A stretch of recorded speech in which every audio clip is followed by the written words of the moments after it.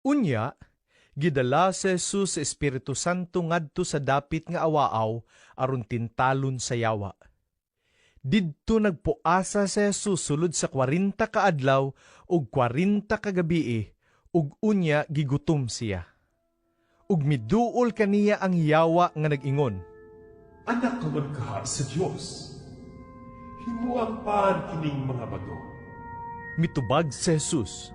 Ang kasulatan nag-ingon, ang tao mabuhi dili sa pan lamang, kundili sa matagpulong usab nga isulti sa Dios.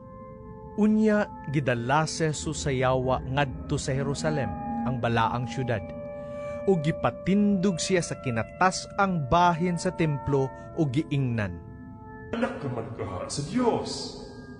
Ambak ngadto sa ubos, kay nag-ingon man ang kasulatan.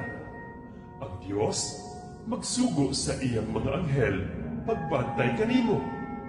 Sabnayon kanila aron dili maigop sa bato, bisan gani ang imong tiil.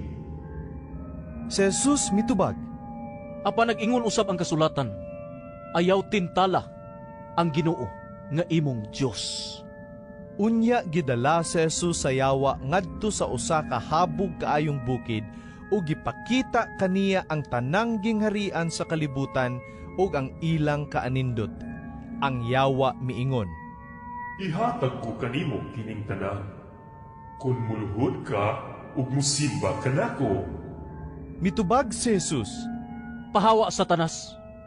Ang kasulatan nag-ingon, simbaha ang Ginoo nga imong Dios, ug siya lamang ang alagari.